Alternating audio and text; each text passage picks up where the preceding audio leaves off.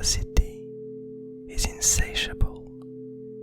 Welcome. Today's doodle was based on the word mutate, and for this peculiar one, the cards that I drew led me to this new environment that the lone prophet is trying to build. And basically the main card that brought my mind back to it, the main pathway, was the isolated abyss, which states that environments seek to retrieve any part of themselves.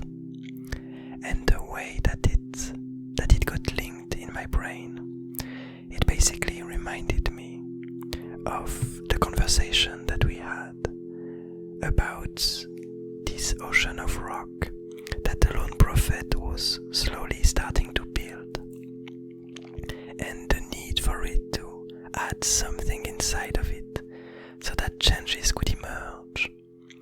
And so it ended up engulfing the hollow seedling, and as these two entities merged together, as this ocean and the emptiness of the hollow seedling merged together, it started to create these pockets of emptiness, and in between them different amounts of rocks and stone that were feeling this kind of pressure to move from one place to the other.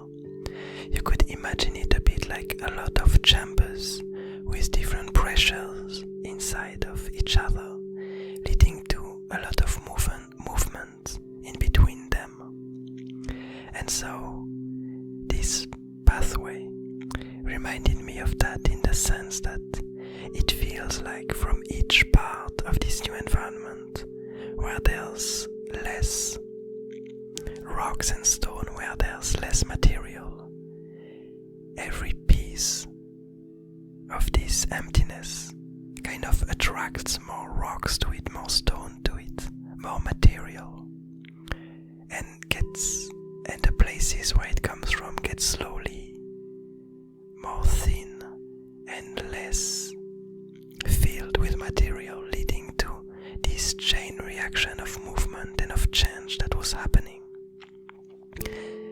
And the second pathway that I read, was the hunter, which states that entities bend others' paths. And here, since last time that we saw the lone prophet, we began to see this environment slowly emerging. We started to see the rocks slowly turn more organic, the materials and the rocks turning into interesting shapes and islands. We started to see rock contraptions that looked almost like plants starting to flow around. And the way that I use this card is to try to go further and to try to understand how this environment would start to evolve.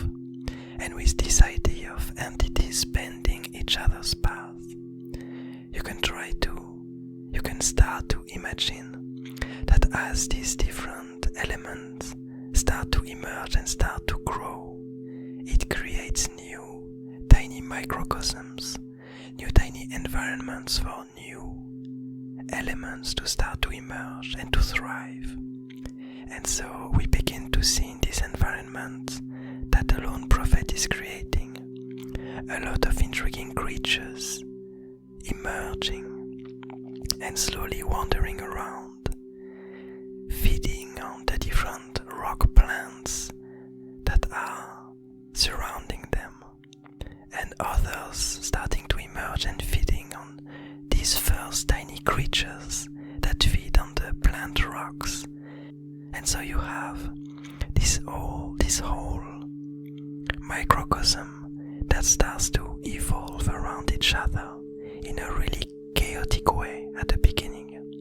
And that's kind of what I wanted to show here. A lot of really different creatures that will slowly lead to some evolution, and probably a few of these creatures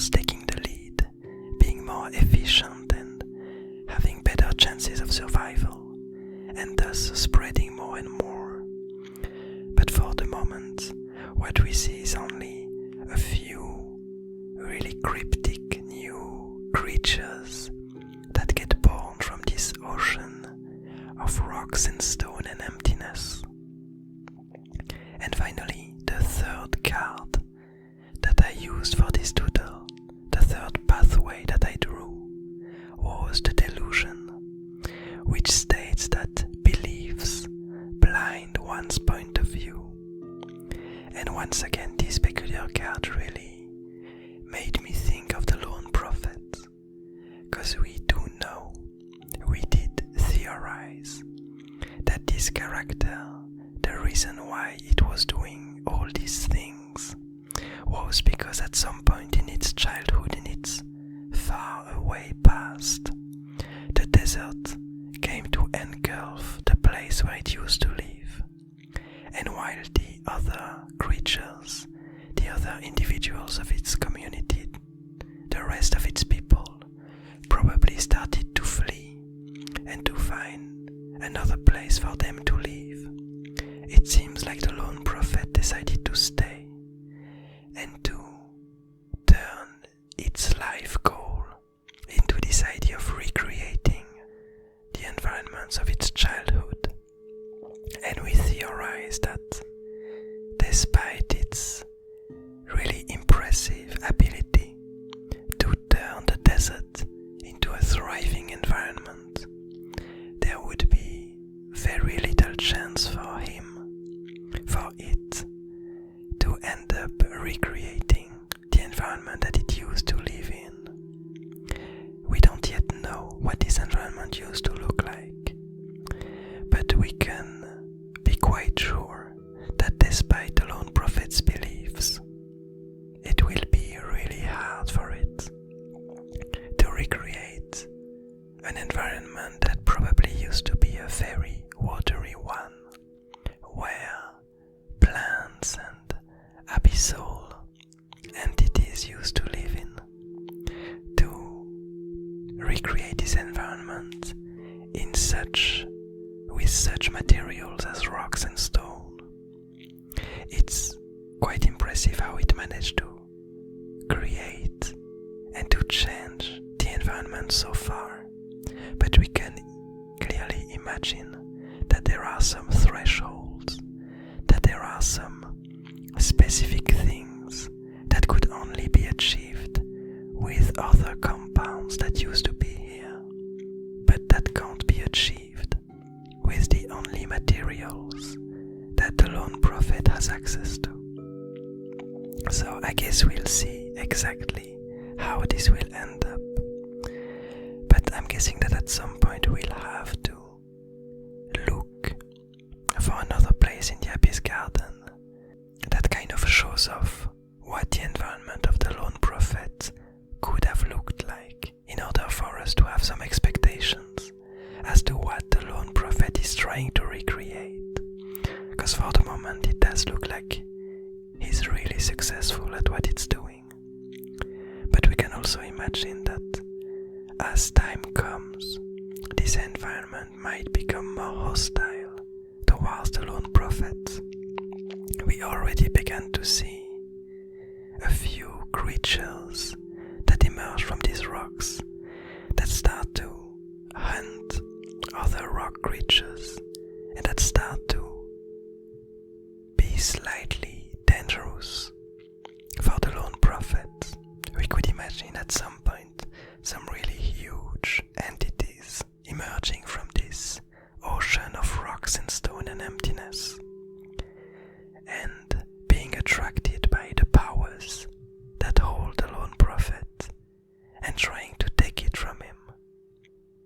I guess we'll have to wait and see how fast evolution spreads through this land, and if it outgrows the wisdom of the lone prophet. But anyway, I hope you enjoy this doodle. I hope you're having a nice day, a nice evening, a nice morning, and I'll see you tomorrow.